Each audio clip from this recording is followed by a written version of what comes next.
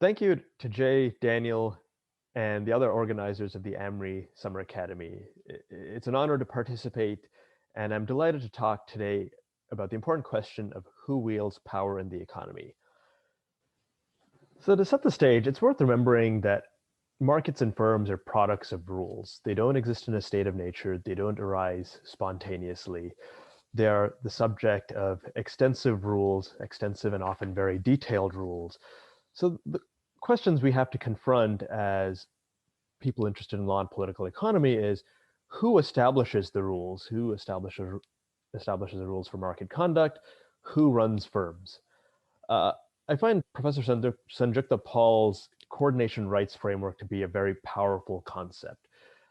This is the idea of who gets to exercise collective decision-making power. And as Sanjukta has eloquently presented in her work, the law allocates this power to certain groups and withholds it from other groups. And before I get into the details, it's helpful to think about the specifics of market rules. So many of these rules are things we take for granted. So a very fundamental example is weights and measures. So for example, 1 pound of sliced cheddar at Walmart is the same amount as 1 pound of sliced cheddar at Safeway. Similarly, a 15% APR on a credit card from Citibank should mean the same thing as a 15% APR on a credit card from a local credit union. At least that's what the law says it should mean. Similarly, the law structures competition. Can, for example, firms use deceptive marketing to gain a competitive advantage over rivals? And if they can't, what constitutes deceptive marketing? So in short, individuals or groups of individuals set the rules that structure market activity and life inside business enterprise. And I think Sanjukta nicely captured the meaning of coordination rights in an interview she did with Julia Angwin of the Markup last year. She said to Julia, economic coordination is the stuff that is happening all the time to make markets run. Firms engage in economic coordination internally, organizing production and distribution, setting prices and output levels, directing investments, planning for future production. Economic coordination also takes place within markets. All markets are coordinated to some extent, whether it is expressly or tacitly, by a large dominant firm or by a trade association of smaller firms, through public market management, through a producers or buyers cooperative, or sometimes through a labor union. So that excerpt captured an important point. There are many groups and institutions that could govern markets and firms in theory. These include legislatures that are popularly elected, judges who have life tenure, small enterprises, workers, creditors, or corporate boards. As this list suggests, some of the possibilities are more democratic, whereas others are less democratic and more technocratic and even undemocratic by design. So coordination rights could be allocated and exercised by a wide range of actors. At present, antitrust law deprives workers of power and coordination rights in important ways. So antitrust law, at least Section 1 of the Sherman Act, prohibits restraints of trade. And that has been interpreted to include coordination among workers in small firms. So an association of workers seeking higher wages, seeking a collective bargaining agreement is treated identically as a collusive arrangement among large corporations. That's at least the prevailing interpretation and application of antitrust law. Antitrust law's labor exemption, though, protects at least some of this concerted activity undertaken by workers. And what is the labor exemption? The labor exemption is really a synthesis of the letter of the Clayton and Norris LaGuardia Acts that restricted the court's jurisdiction to enjoin and stop labor activity, and also the spirit of the National Labor Relations Act, which gave workers a legal right to engage in concerted activity, including the formation of unions, collective bargaining, and strike action. This labor exemption, however, has important limitations, and from two important perspectives is actually quite narrow. So the labor exemption at present only covers and protects workers who are classified as employees. So workers who fall outside of traditional employment arrangements, so millions of workers in the gig economy, are not entitled to the labor exemption because they are classified or misclassified as independent contractors. So a significant swath of the American workforce cannot avail itself of the labor exemption. So the collective bargaining, unionization, the strike activity of gig workers, for example, would actually be a restraint of trade under present interpretations and enforcement of antitrust law. And the Federal Trade Commission has actually gone after associations of independent contractors for engaging in various forms of concerted action.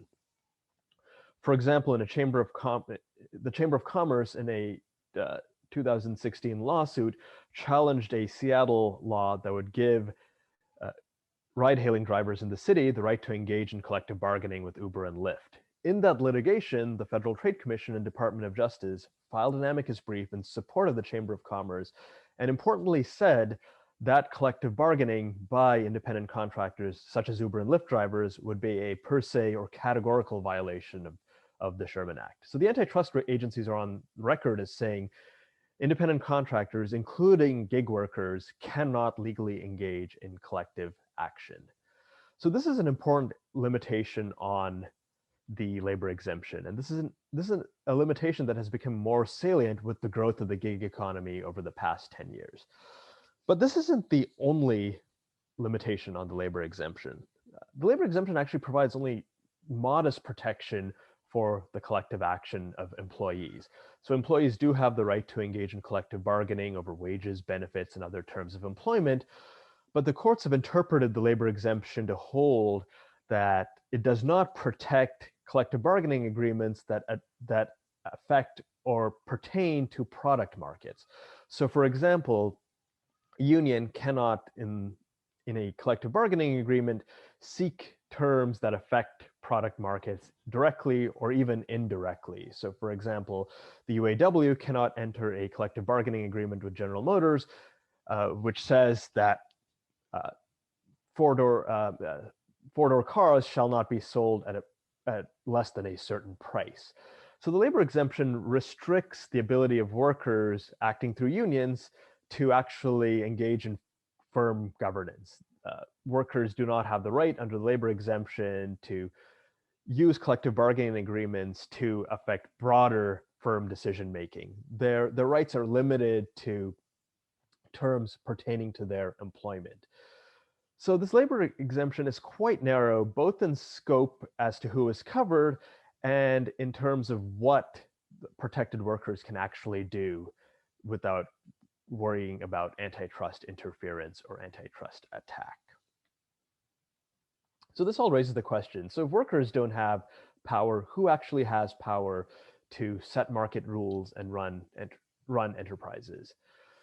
Under present interpretations and applications of not only antitrust law, but other areas of law, including corporate law, financial constituents, namely creditors and equity holders, wield outsized power.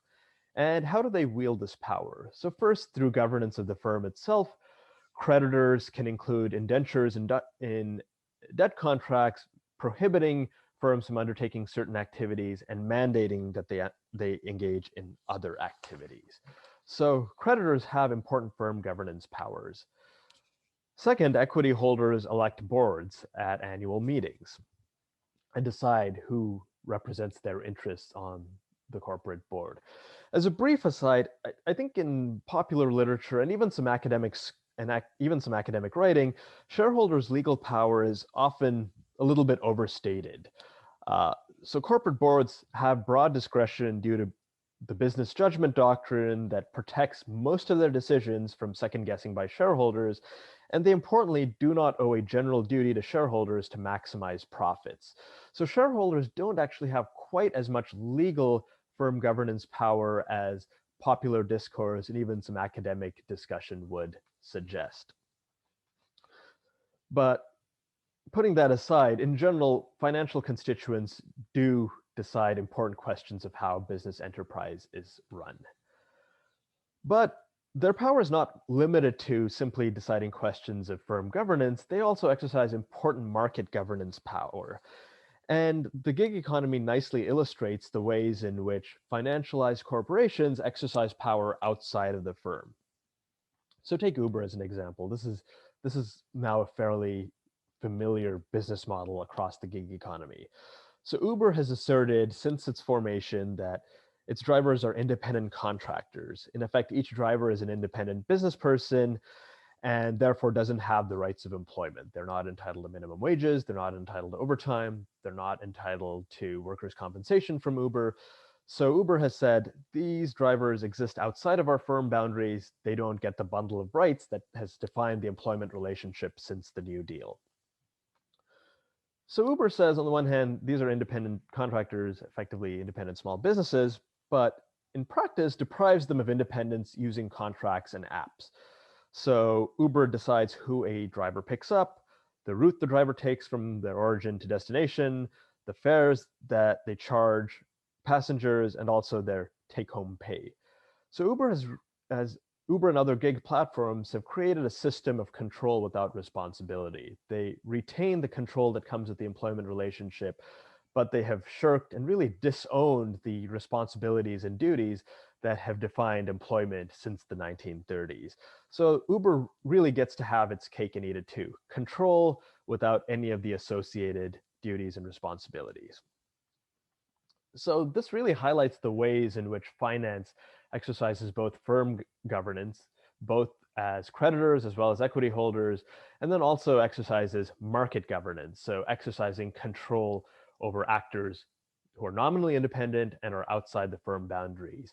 And Uber is simply the latest example. This is not a new business model. So this control without responsibility system has existed for decades, notably in fast food franchising, where powerful lead firms like McDonald's, Burger King, and Subway allocate much of the day-to-day work to franchisees and maintain tight control using contracts and increasingly surveillance, while shirking and renouncing the duties that would come with such tight control. So Uber is really the latest iteration of this business model, where powerful lead firms often control in minute detail what independent businesses and workers do while shedding the duties that come with that type of power.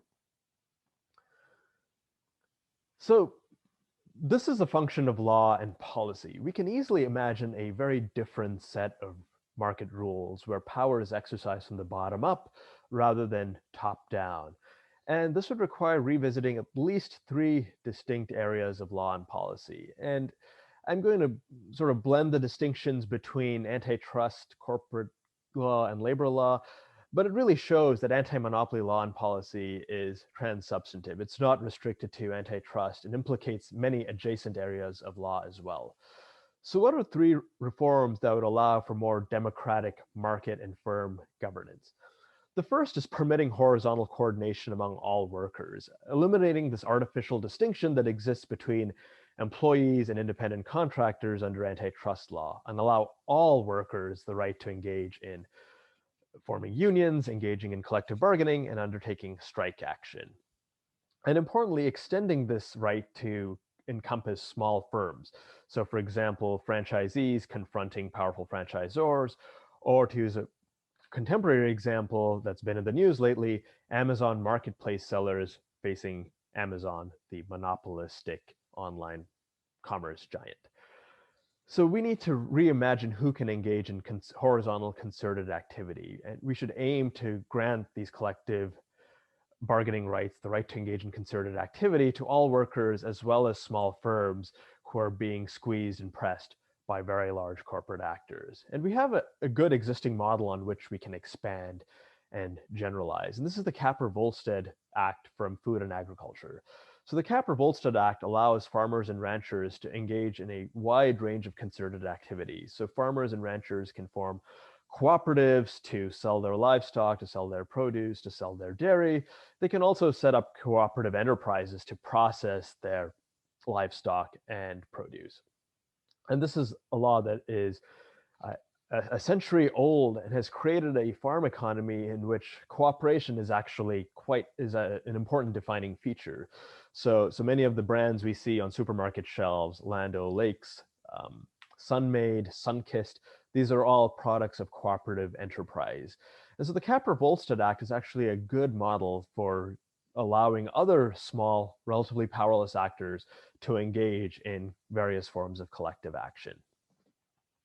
Second, the law should restrict corporate control of actors outside of firm boundaries. So this can take the form of prohibiting things like non-compete clauses that restrict where workers can go after they have separated from their current employer. This can include restrictions on various vertical restraints that powerful firms use to control less powerful firms. So for instance, Uber relies on a dense web of contracts to control its drivers, setting their fares, setting their rates, dictating where they go when they're working for Uber. Similarly, franchisors rely on contracts to control franchisees. And antitrust law and other areas of law should restrict this type of control outside of firm boundaries. To the extent firms exercise such tight control, they should assume and bear the responsibilities that come with the New Deal employment relationship. So no control without responsibility should be a defining motto of anti-monopoly policy and politics. And last but not least, we also have to revisit basic questions of corporate governance. Who exercises power within the business enterprise? So we take it for granted that financial interests, whether creditors or equity holders, make the principal decisions within the firm. But we shouldn't take this for given. As I've discussed, it's a product of law and policy, and we already have existing business enterprises where workers, small producers, and communities exercise important control over firm decision making. And so what do these models look like? So a model that's been in the news and has been implemented in Germany for the past several decades is co-determination, where workers or have representatives on the boards of large corporations and have a say in how the business itself is run. So co-determination is a promising model that's been tried and tested abroad and is worthy of importation into the United States. Cooperatives are another good model. In cooperatives, decision-making is exercised by workers, small enterprises, consumers. There are many types of cooperatives. And I think the really distinguishing feature of cooperatives is decision-making is exercised by people who have day-to-day involvement and participation in the firm, as opposed to distant financial interests who may have nothing more than shares that they purchased and can sell at any time. So people who have a much greater day-to-day stake make the make decisions in cooperative enterprises. And that could be made by workers, consumers, or communities. So I'll wrap by saying that our present configuration of antitrust rules favors hierarchy and actively suppresses horizontal democratic decision-making. But fortunately, through political action and legal reconstruction of our rules, we can actually have a system and a society that favors and promotes broad and deep democracy.